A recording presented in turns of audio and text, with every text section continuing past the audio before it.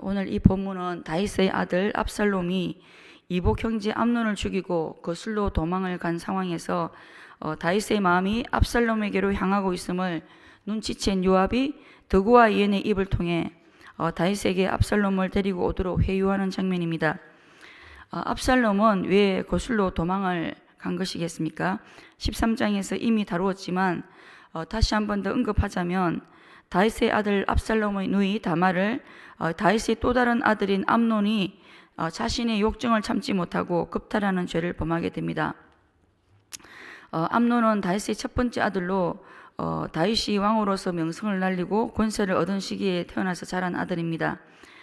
이런 상황에서 태어난 아들이기 때문에 아버지 다윗 왕으로부터 또 신하들로부터도 많은 사랑을 받고 또 좋은 교육을 받으며 자라왔을 것입니다. 그런데 암논은 왕자로서 성장하는 동안 자신의 생각과 감정을 잘 다스리지 못하는 모습을 볼 수 있습니다. 이복 동생을 범하는 일은 건친상간을 금하신 하나님의 말씀을 어기는 일이며, 또한 이런 모습은 자신뿐만 아니라 아버지 다윗 왕에게도 수치를 안겨주는 일임에 틀림이 없습니다. 그리고 암논은 자신이 장자이기 때문에 내심 자신이 왕위를 이어받고자 하는 그런 욕망도 있었을 것이고, 또 왕실의 분위기 역시도 암논이 차기 왕이 될 것이라고 생각하는 그런 분위기였을 것입니다. 그렇다면 암논은 모든 면에 있어서 자신의 감정을 잘 다스리고 절제하고 자신을 통제할 수 있어야 함에도 불구하고 그렇게 하지 못했다는 것입니다. 아버지의 눈밖에 나고 신하들의 눈밖에 나면 왕위가 물러갈 수도 있을 텐데 암논은 자신을 다스리는 일에 실패합니다. 암논이 가장 큰 약점과 실수가 있다면 욕망이 자신의 삶을 지배하도록 허용했다는 점입니다. 사실 욕망은 암논이 얼마든지 스스로 다스릴 수 있는 그런 문제입니다. 그러나 마귀의 유혹에 자신을 내어주고 맙니다. 그리고 사촌 요나답의 악한 조언에 귀를 기울였다는 점입니다. 만약 암논에게 진실한 조언자가 있기만 했더라도 암논은 다말을 범하지 않았을 것입니다. 다말을 범하는 것은 하나님이 금하신 것이고, 또 다말을 범하면 왕위가 위태로울 수 있다고 말해주는 참된 조언자가 있었더라면 암논은 그 유혹의 한순간을 잘 넘어갈 수 있었을 것입니다. 요나단과 같은 악한 조언자가 곁에 있었다는 것은 암논의 평소의 삶에 대한 반증으로 볼 수 있습니다. 그리고 더욱더 큰 죄는 암논이 다말을 범한 후에 다말을 돌려보냈다는 사실입니다. 다말을 돌려보내는 것이 왜 더 큰 악이라고 할 수 있겠습니까? 암논은 다말을 내쫓음으로 인해 마치 다말이 자신에게 수치스러운 제안을 한 것처럼 보이게 만들었다는 점입니다. 중간에 종들을 다 돌려보냈기 때문에 사실 다말을 옹호해 줄 수 있는 증인이 아무도 없습니다. 암논은 마치 자신은 순수한 사람인 것처럼 행세하면서 순전히 다말에게 이 사건을 다 뒤집어 씌우는 그런 상황을 만든 것입니다. 그리고 암논이 다말을 범함으로 인해 다말에게는 다른 사람과 결혼할 수 있는 그런 기회까지 박탈을 당하고 맙니다. 다말은 이 사건 이후 이제 처녀가 아니기 때문에 당시 문화에서는 결혼할 수 없는 그런 상황에 놓인 것입니다. 암논의 이 한 번의 실수로 인해 사실 한 사람 다말의 인생을 완전히 망쳐버린 것과 마찬가지입니다. 그런데 암논의 이 행동은 알고 보면 자신의 욕망을 억제하지 못하고 밧세바를 범한 아버지 다윗의 행동과 너무나 흡사하다는 사실입니다. 다윗은 밧세바를 범함으로 사실은 우리아의 인생을 완전히 망가뜨리고 맙니다. 그렇다면 다윗의 가문에 이런 악습들이 왜 계속 반복이 되는 것일까요? 가계에 흐르는 저주이겠습니까?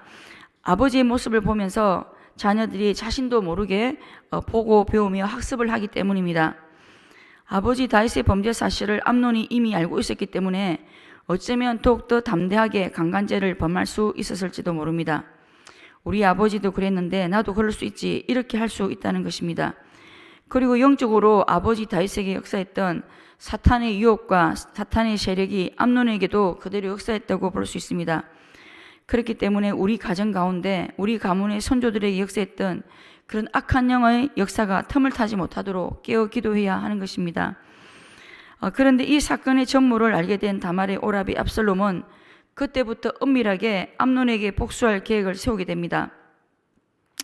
그리고 만 2년 후에 그 계획을 실행합니다.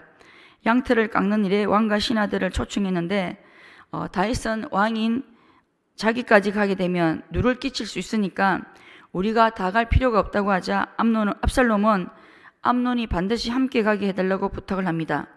그래서 암논과 다른 왕자들이 함께 참여하게 됩니다. 그리고 그때 압살롬은 미리 계획한 대로 그곳에서 암논을 죽이게 됩니다. 압살롬의 계획은 바로 암논을 죽이는 것이었습니다. 악한 계획을 세우고 악한 계획을 실행한 것입니다. 자신의 악한 생각과 깨를 쫓다 보니 압살롬 역시도 죄인의 길에 서게 된 것을 볼 수 있습니다. 그렇다면 우리는 어떤 계획을 가지고 살아갑니까? 오늘 나의 계획은 하나님이 보실 때 악한 계획입니까? 선한 계획입니까? 우리는 계획에 따라 또 우리의 생각에 따라 행동하기 때문에 계획할 때부터 미리 성령님의 인도함을 받아야 하는 것입니다. 암논을 죽인 압살롬은 겁이 났던지 자기 어머니 고향인 거슬로 도망을 가게 됩니다. 사실 압살롬은 자신의 여동생의 인생을 망쳐버린 암논에 대해서 화를 내고 분노할 충분한 이유가 있습니다. 그러나 이 문제를 해결하려고 노력하기보다 오히려 정오심을 키우며 결국 살인의 죄를 범하게 됩니다. 사실 암논 역시도 큰 죄를 범했지만 압살롬은 자신의 정오를 증폭시킴으로 인해 자기 자신을 살인죄라는 더욱더 큰 죄에 빠뜨리고 만 것입니다. 미움은 결국 다른 사람이 아니라 바로 자기 자신을 파멸에 이르게 한다는 점을 우리가 잊지 말아야 하겠습니다. 그리고 아무리 화가 나더라도 원수 갚음과 복수는 내가 하는 것이 아니라 공의로우신 하나님께 맡겨야 하는 것입니다. 하나님은 원수 갚는 것을 왜 하나님께 맡기라고 말씀하신 것이겠습니까? 우리는 모두 어쩔 수 없는 죄인들이기 때문에 내가 상대방에게 입은 그 피해보다 훨씬 더 지나치게 보복할 가능성이 많기 때문이 아니겠습니까? 압살롬이 이 문제를 하나님께 맡겼더라면 압살롬은 자신이 살인을 범하는 죄를 피할 수도 있었을 것이고 하나님께서 정당하고 정확하게 보복해 주심을 볼 수 있었을 것입니다. 압살롬이 살인을 계획한 것 역시도 아버지 다윗이 우리아의 남편을 죽인 사실을 이미 알고 있었기 때문에 더욱 담대하게 살인을 계획하고 살인을 실행했을지도 모릅니다. 그리고 압살롬이 암논을 살인한 명분은 자기 누이에 대한 보복이지만 자기 왕이 되기에 유력한 첫째 아들 암논을 이번 기회에 제거하고자 했던 또 다른 동기가 있었다고 볼 수 있습니다. 압살롬의 이런 모습을 통해 사람들은 누구나 내면적인 동기와 표면적인 동기가 사실은 다를 수 있기 때문에 표면적인 말이나 행동을 보고 사람을 판단하는 어리석음을 피해야 한다는 점입니다. 그렇기 때문에 교회 공동체 안에서도 누가 무슨 말을 하고 어떤 행동을 했다고 하더라 이런 말이 들릴 때 우리는 그 말만 듣고 그 사람을 판단해서는 안 된다는 것입니다. 왜냐하면 말을 전달할 때도 전달하는 사람이 어떤 사건이나 사실에 대해서 객관적으로 전달하기보다는 전달자 자신의 감정, 전달자의 주관적 해석이 추가되어 전달될 가능성이 많기 때문입니다. 그래서 어떤 이야기가 들리고 소문이 들릴 때 그 소문은 100% 진실이 아니라는 점을 우리가 항상 염두에 두어야 하는 것입니다. 암논의 욕정과 압살롬의 살인이라는 다윗 집안의 욕정과 살인의 고리는 사실 다윗이 밧세바와 간음함으로 시작이 되었다고 볼 수 있습니다. 다윗은 자신이 저지른 죄악의 결과가 13장에서 고스란히 직면하게 됨을 볼 수 있습니다. 죄가 무서운 것은 죄는 우리가 회개해도 그 죄의 결과가 항상 남아있다는 사실 때문입니다.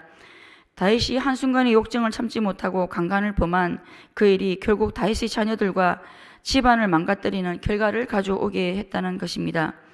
우리 역시도 한 번의 죄가 나 자신뿐만 아니라 우리 가정과 우리 집안을 파멸시킬 수 있음을 기억하고 죄가 틈타지 않도록 항상 깨어 있어야 합니다. 압살롬이 거술에서 3년의 세월을 보내는 동안 압살롬을 향한 아버지 다윗의 마음은 애절했던 것 같습니다. 암논이 죽은 상황에서 압살롬까지 잃는다는 생각이 들었던 것 같습니다. 그런데 그때 다윗의 군대 장관 요압은 이러한 다윗의 마음을 알고 꾀를 내어 다윗으로 하여금 압살롬을 거술에서 불러오도록 계획을 합니다. 다윗은 요압이 도구와 여인을 이용하여 꾸며낸 이야기를 듣고 압살롬이 회개했다는 모습이 전혀 없는데도 다윗은 사적인 감정에 이끌려서 압살롬을 다시 불러들입니다. 다윗이 정말 압살롬을 사랑했다면 압살롬이 거술에서 자신의 죄에 대해 어떤 태도를 취했는지 하나님의 말씀에 따라 회개한 흔적이 있는지 먼저 살핀 후에 불러들여야 합니다. 그러나 다윗은 하나님의 말씀보다 사적인 감정에 따라 움직이는 모습을 보여줍니다. 요압이 옆에서 아무리 설득을 한다고 해도 다윗이 이 제안을 거절하고 압살롬을 계속해서 거술에 머물게 했더라면 어쩌면 압살롬은 후일에 아버지 다윗에게 대한 그 반역을 꾀하지 못했을 수도 있었을 것입니다. 그렇다면 요압은 왜 도구와 예언을 이용해서 압살롬을 그렇게 자기 나라로 데리고 오려고 했던 것이겠습니까? 요압은 다윗 왕을 이어서 압살롬이 이스라엘의 그 차기 왕이 될 것이라고 확신을 했던 것 같습니다. 그런 그림을 가지고 있었기 때문에 미리 압살롬에게 환심을 살 목적으로 이런 일을 꾸몄다고 볼 수 있습니다. 요압은 자신의 권력을 유지하거나 자신의 복수를 위해서라면 수단과 방법을 가리지 않는 사람입니다. 밧세바를 범한 다윗이 우리아를 전쟁 중에 죽게 하도록 명령했을 때도, 또 자신의 동생 아사엘을 죽인 아브넬을 죽일 때도 수단과 방법을 가리지 않았습니다. 이번에도 살인자 압살롬에게 환심을 사기 위해 인간적인 계책을 꾸몄지만 결국 15장이 나타낸 대로 압살롬의 반란이 나는 엄청난 그런 비극을 초래하게 됩니다. 이러한 계략의 중심에 바로 요압이 자리를 잡고 있었습니다. 요압은 왕의 마음이 압살롬에게로 향하는 줄 알고 이 상황에서 어차피 압살롬이 왕이 될 것이라는 기대와 확신 가운데 압살롬을 그 왕위에 앉히고자 하는 관계가 있었습니다. 요압은 다윗 왕의 마음을 헤아려 주는 것 같지만 오히려 다윗 왕의 마음을 이용했던 것입니다.